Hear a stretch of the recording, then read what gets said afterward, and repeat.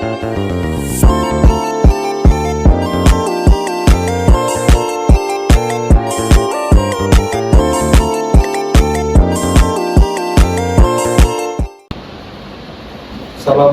warahmatullahi wabarakatuh.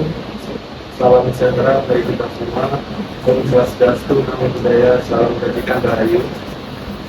Sebelumnya perkenalkan, nama saya Reza Andika Ardiansyah dengan NIM 13123000132. Di sini saya akan menjelaskan tentang dasar-dasar daripada hukum pidana, yaitu yang pertama, saya akan membahas definisi hukum pidana terlebih dahulu. Kita ambil salah satu ahli, yaitu Pompey. Pompey berpendapat bahwasanya hukum adalah keseluruhan aturan mengenai perbuatan yang dapat dihukum dan aturan pidana. Contoh daripada penjelasan Pompey tersebut yaitu dapat kita lihat dalam kitab undang hukum pidana, yaitu 1. Nyawa diatur pada pasal 338 KUHP. Tubuh diatur dalam pasal 51 KUHP. Harkat dan harkata diatur dalam pasal 310 KUHP. Dan yang terakhir ada harta benda diatur dalam pasal 362 KUHP. 4 poin tersebut diatur atau dilarang dalam KUHP tidak lepas memiliki tujuan, yaitu tujuannya yaitu guna menciptakan ketertiban dalam masyarakat.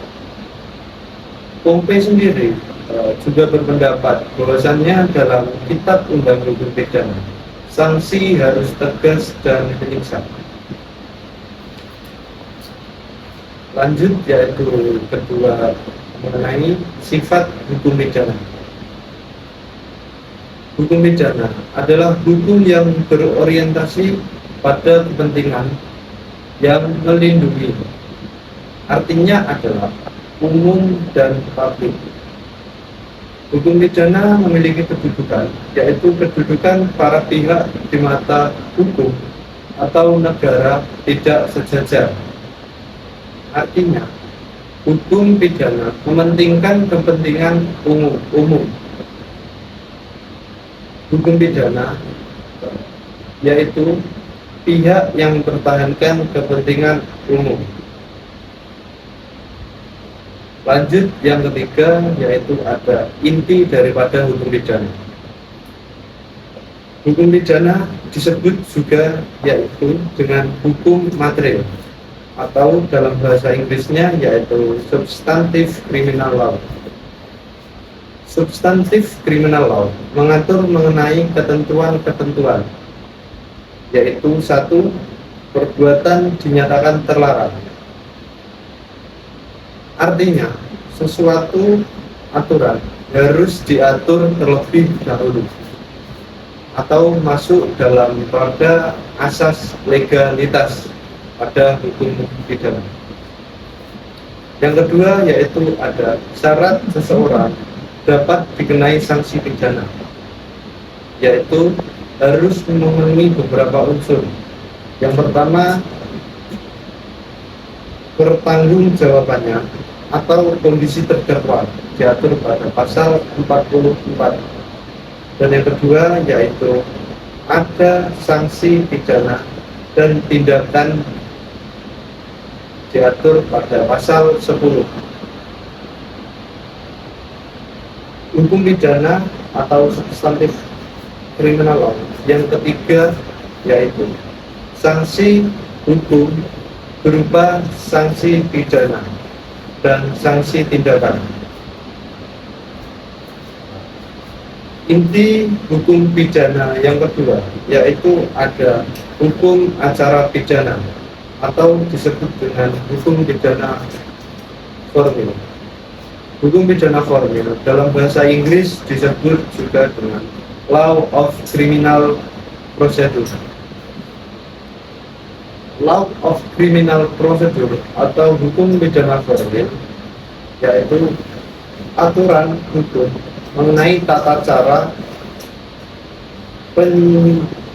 penjatuhan sanksi bagi seseorang yang diduga telah melanggar hukum pidana materil, atau kata lain yaitu hukum pidana formil atau hukum acara pidana adalah hukum yang mengatur daripada hukum pidana materil atau hukum pidana. Hukum pidana formil mengatur tentang proses dan prosedur. Sebagai contoh yaitu proses penindakan pada tindak pidana atau kasus yang dimulai dari polisi, kejaksaan, dan peradilan. Adapun dalam penegakan proses hukum tersebut, aparat hukum tidak boleh melawan prinsip daripada HAM.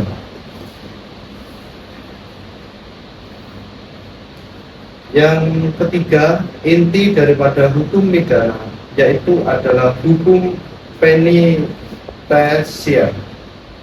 Hukum penitentiar adalah hukum yang berkaitan dengan menjalankan sanksi daripada hukum pidana. Hukum penitentiar disebut juga dengan hukum pelaksanaan pidana, atau dalam bahasa Inggrisnya disebut dengan Law of Criminal Execution.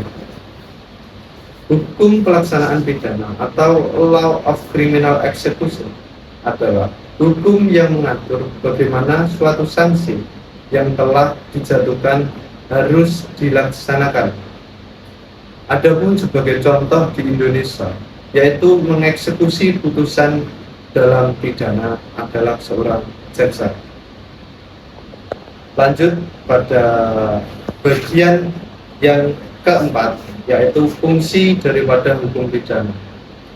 Hukum pidana memiliki 3 fungsi, yaitu yang pertama fungsi ideal atau disebut dengan ultimum remedium. Ultimum remedium atau fungsi ideal disebut sebagai upaya terakhir untuk menyelesaikan dari konflik. Hukum pidana yang mengatur tentang fungsi ideal, dalam kata lain, digunakan bila hukum lain tidak bisa menyelesaikan persoalan atau konflik. Yang kedua yaitu restoratif justice. Fungsi daripada hukum pidana yang kedua yaitu ada fungsi subsidiaritas atau hati-hati. Fungsi subsidiaritas bahwasanya hukum harus adil baik bagi pelaku maupun korban. Fungsi hukum pidana yang ketiga yaitu adanya stigma negatif. Stigma negatif yang dimaksud pada hukum pidana ini adalah menghilangkan pandangan negatif terhadap mantan narapidana atau ex-napi. Adapun tujuannya yaitu untuk mencegah satu-satunya cara supaya pelaku atau mantan napi tersebut tidak terjerumus dan masuk pada kasus pidana lagi. Lanjut yang kelima, ada tujuan daripada hukum pidana. Tujuan hukum pidana yaitu melindungi kepentingan masyarakat dan perseorangan akibat pelanggaran yang dilakukan oleh seseorang. Tujuan hukum pidana memiliki 3 aliran tujuan pemidanaan, yaitu aliran yang pertama adalah aliran klasik. Aliran klasik adalah aliran yang berfokus pada pembalasan jahat seseorang demi melindungi kepentingan daripada masyarakat. Aliran yang kedua yaitu ada aliran modern.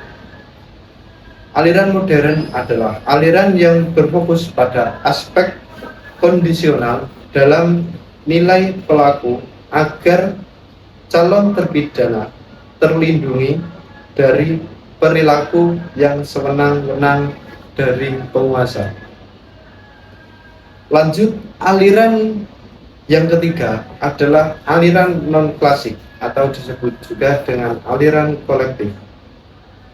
Aliran klasik atau aliran kolektif adalah gabungan aliran klasik dan modern dengan memperhatikan aspek perbuatan dan kondisi pelaku secara seimbang, serta melindungi kepentingan masyarakat dan individu. Lanjut yang keenam, yaitu ada jenis hukum pidana.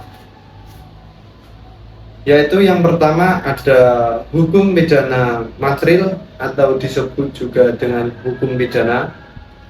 Dalam kitabnya hukum pidana material, yaitu Kitab Undang Hukum Pidana atau KUHP, yaitu mengatur dan memuat hal-hal yang bersifat aturan-aturan perbuatan yang dapat dipidanakan. Dan adapun syarat untuk menjatuhkan pidana harus ada dalam KUHP. Yang kedua yaitu hukum pidana formil atau disebut dengan KUHAP. Dalam kitabnya yaitu KUHAP, yaitu Kitab Undang Hukum Acara Pidana, yaitu mengatur cara-cara dalam penegakan hukum dijalankan.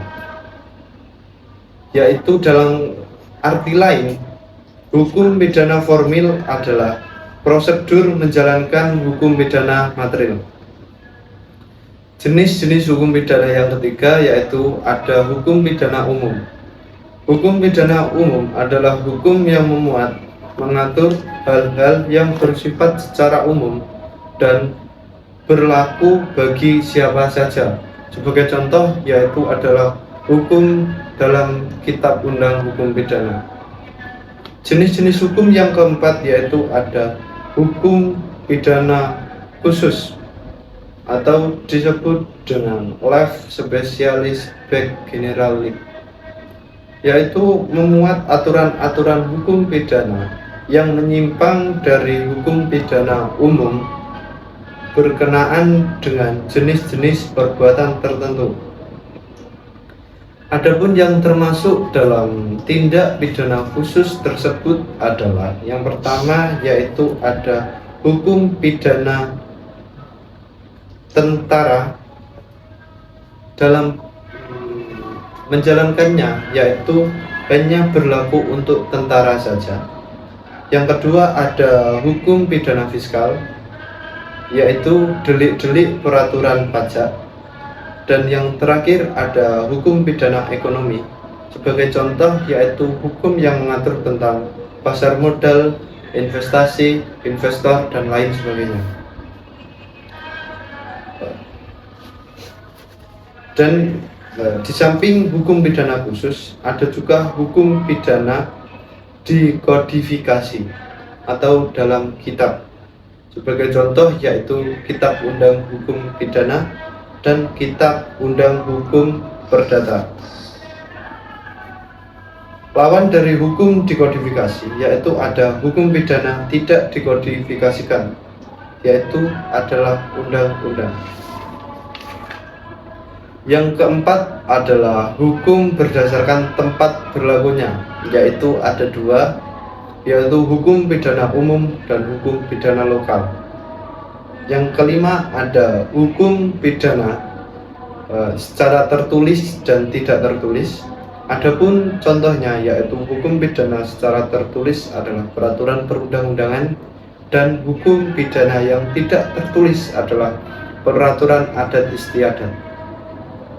Yang terakhir yaitu pembagian daripada jenis-jenis hukum pidana, yaitu ada hukum pidana nasional dan hukum pidana internasional. Sebagai contoh hukum pidana internasional yaitu Traktat Hukum Pidana Internasional tersendiri, yaitu adalah hukum yang mengatur antar negara, sedangkan hukum nasional adalah hukum yang berlaku di dalam suatu negara. Sekian penjelasan dari saya, ada kurang lebihnya mohon maaf. Wassalamualaikum warahmatullahi wabarakatuh.